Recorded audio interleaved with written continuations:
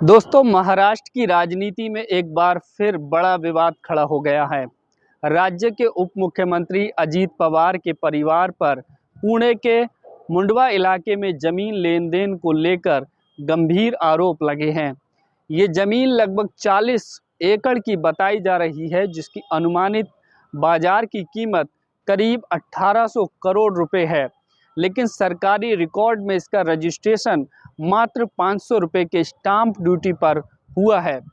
आइए समझते हैं क्या है ये पूरा मामला, जिसे एक बड़ा ज़मीन का घोटाला कहा जा रहा है।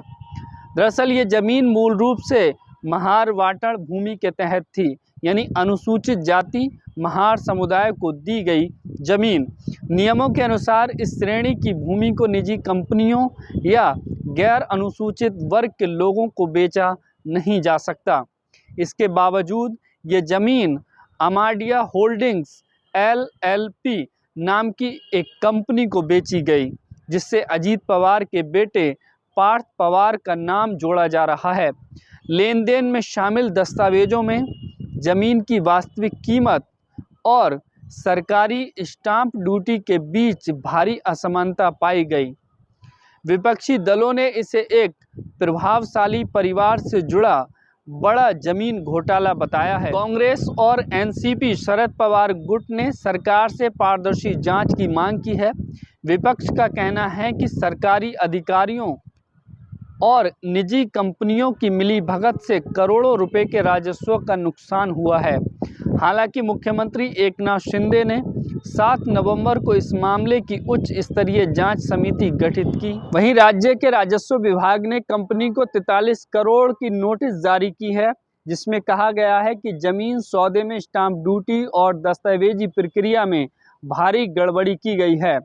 अधिकारियों ने यह भी स्पष्ट किया है कि यदि जांच में फर्जीवाड़ा साबित होता है तो जमीन की रजिस्ट्री रद्द कर दी जाएगी और दोषियों के खिलाफ आपराधिक मामला दर्ज होगा। इस मामले पर उप मुख्यमंत्री अजीत पवार ने अपने बयान देते हुए कहा, मेरा या मेरे परिवार का इस जमीन सौदे से कोई लेना देना नहीं है। जांच में सच सामने आएगा और जो भी दोषी होगा उसके खिलाफ कार्रवाई होनी चाहिए। उन्होंने आरोपों को राजनीतिक साजिश करार दिया और कहा कि विपक्ष इस मामले को राजनीतिक हथियार बना रहा है। इस घोटाले को लेकर राज्य में राजनीतिक हलचल तेज है।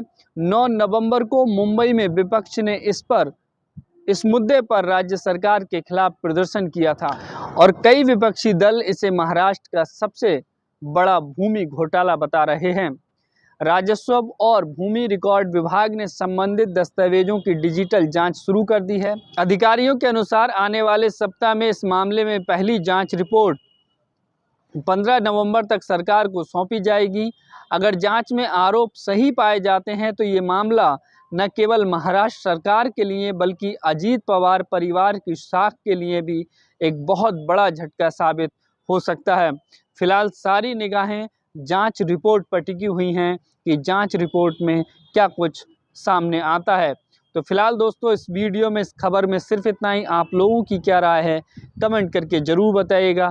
चैनल पर अगर आप नए हैं तो प्लीज़ चैनल को सब्सक्राइब कीजिए, वीडियो को लाइक कीजिए, शेयर कीजिएगा। बहुत बहुत शुक्रिया, धन्यवाद।